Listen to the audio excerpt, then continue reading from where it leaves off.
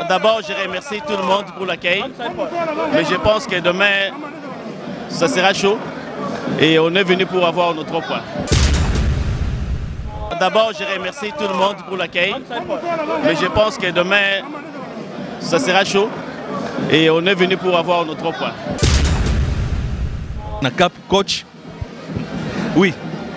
Baotalayo, Mbiavang, Capella, Maestro. Ben, bandeko si balobiti, to yamba équipe na biso DSMP.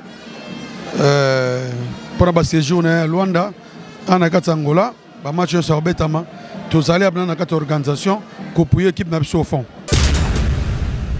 Ouais, stratégie à Liboso eza unité tozanango, yango neza force à des rings.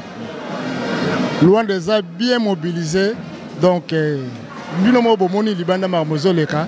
Yango memi assist na biso donc 3 points sur ba mataba kita bakolala Angola eza Congo. Imana eza imbattable. Lokol eza imbattable. Donc toza na opération musuite toza na opération kaka 3 points.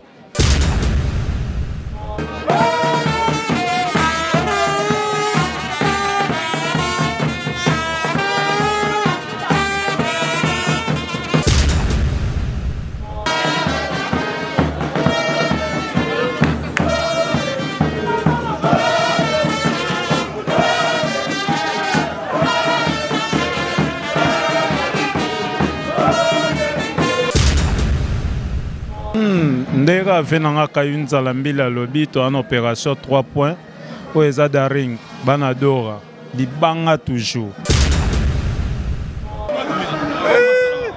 Baya. Oui, Marcel Mayala. Ouais. Tous a déjà dans Kati Angola.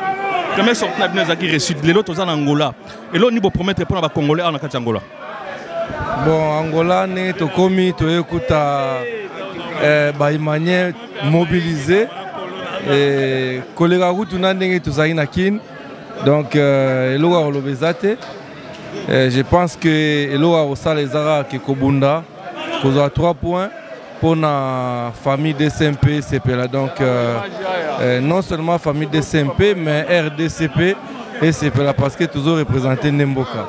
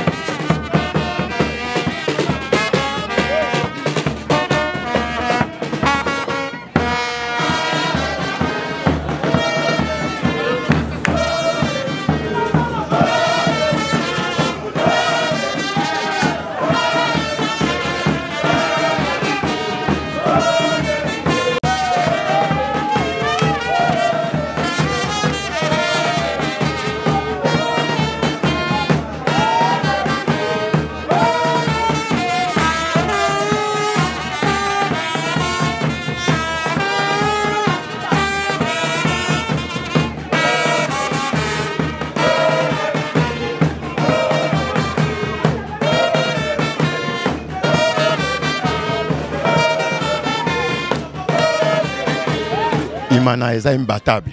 Lokol eza imbattable. Donc toza na opération musuite toza na opération kaka 3 points. Donc toza eloko musoro salate. Opération zaka ya 3 points awa na minute na Katangola. OK. Tota musa micro toke. Ndega venanga kayunza la mbila lobito en opération 3 points au Ezada Ring Banadora libanga toujours. Tous ensemble lobby na stade opération 3 points car.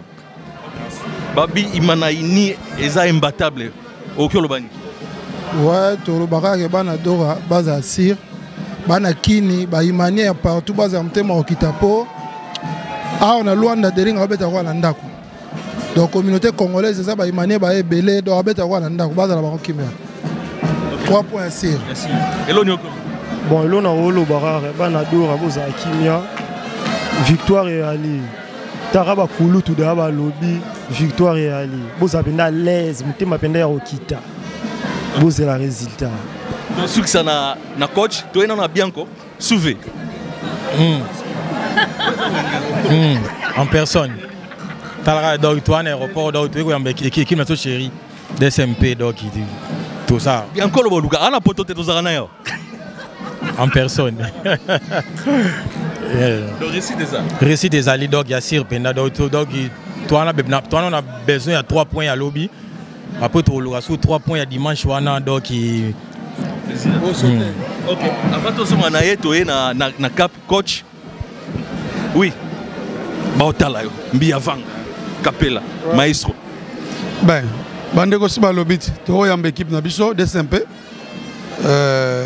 Pour ba séjour na Luanda, ana Angola, ba match sur Betama, tous allés na quatre organisation, copuyer équipe na biso au fond. C'est comme ça quoi. OK. Alors toi Moussa micro to on appelle na maman vraiment maman Okioloba. Ah oui hein, donc on est là to eko yamba équipe na biso chéri, DSMP Imana, grand Imana.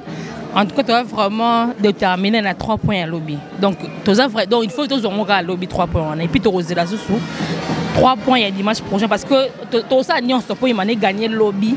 En tout cas, tu as quand je dis Nyon, c'est que Nyon, tu as vraiment déterminé. Pour une équipe, même si tu as mis. Donc, on est là. Donc, il manie Nyon, il y a Luanda, il y a Angola, Bisso et Otozawa. Donc, on a Imana, c'est qu'il y a Bilongyo. Donc, Bisso et Otozawa, il manie il y a Angola, Bisso et Luanda, Otozawa. OK, merci beaucoup. Nous allons continuer, Miko. Alors, stratégie n'est pas pour la réussite à Imana. Oui, stratégie à Liboso, et ça, unité Tozanango, il y a une force à des rings. Loin des a bien mobilisé, donc, Binomo Bomoni, Libanda Marmozoleka, il y a un même assistant. Donc, 3.6, Bab Matabaki Tabarola, Angolais à Congo. Il y a une petite victoire. Donc, Imanazo est un état dans ma belle. Bon, Bissot Benaza, association, c'est vous comprenez, collection de supporters congolais en Angola. Donc, nous avons association de supporters tous les clubs. Parce avec bien, Mazembe, Lupopo, Nini. Comme déjà ils sont en Angola, nous avons le droit déjà de accueillir Koyamba Imana. Il y a au moins les autres bisous sur la sensibilisation de Koyamba Imana quand il y a association de bisous aux hommes. Donc tout ça avec bien, Imanien, Mazembe, tous les clubs du Congo. Qui est dans la catégorie tous les sports congolais. Et d'abord si judo ceux qui va y avoir Koyamba Bango. Nana Simana Binona Oto. Bon, et ça bisous mon nom. Gouvernement, ambassade. Gouvernement, ambassade IPT. Ils ont un effort personnel de ça pour nous football congolais, sport congolais en général. OK, merci. En attendant, tous les joueurs ne déjà moni impression ya ba ancien joueur o ya Imana. Alors tous aussi là ba joueur ba bima coach ba bima peto zwa moko na ba supporter ba libanda na surtout landela bango po elega kitoko. Check kitole.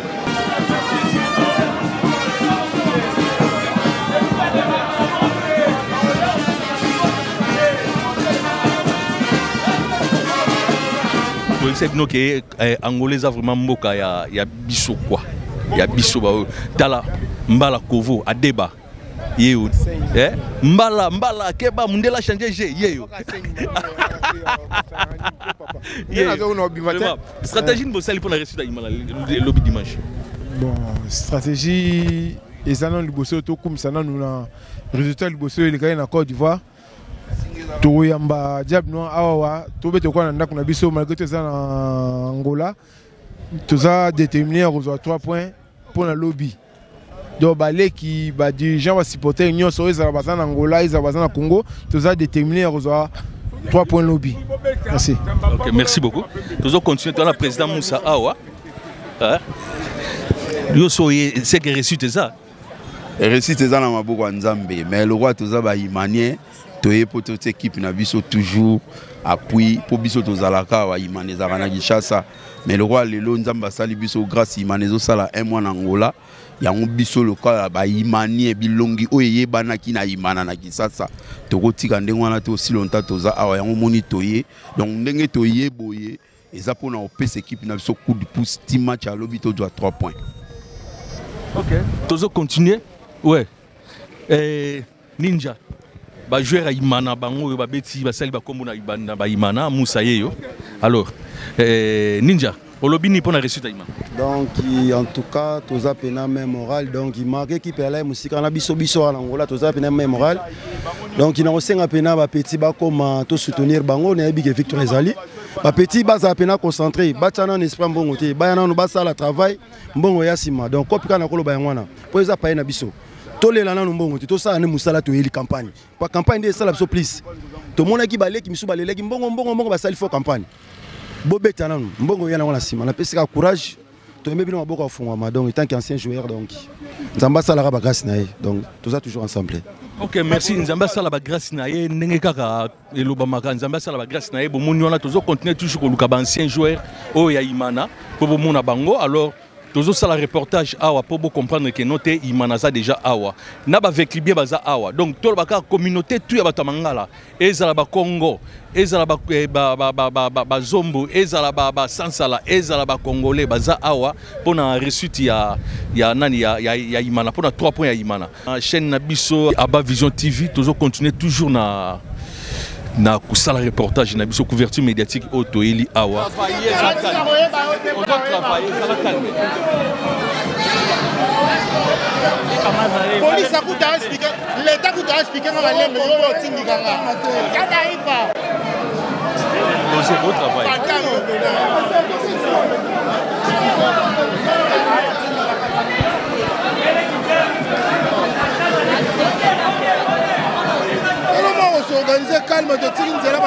D'abord, je remercie tout le monde pour l'accueil. Mais je pense que demain, ça sera chaud. Et on est venu pour avoir nos 3 points. Quelles sont les stratégies que vous avez montées? Les stratégies, on ne le dit pas à la télé. Mais sinon, on est venu pour arracher les 3 points. Merci beaucoup.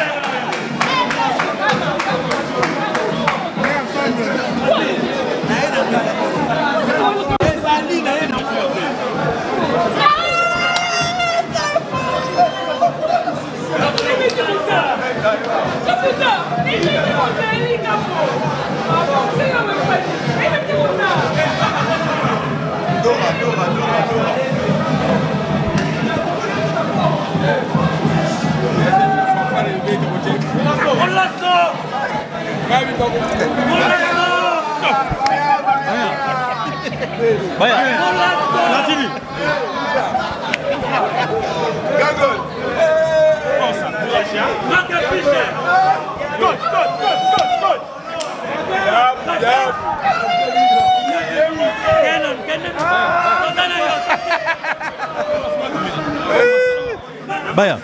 Oui, Marcel Mayala. Oui. Tous déjà dans Kati Angola. Quand sorti na bino qui reçu les autres en Angola. Et là on peut promettre pour les Congolais en Kati Angola.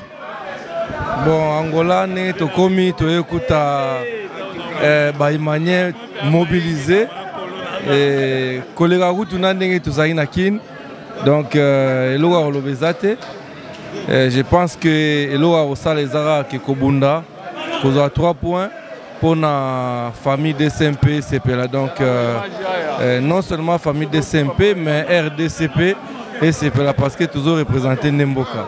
En tout cas, tous a étonné mais ça les Sengo n'engi tous ali accueilli vraiment Dora Libanga. 3 points ici. Merci beaucoup. Merci. Coach Mayala. Okay.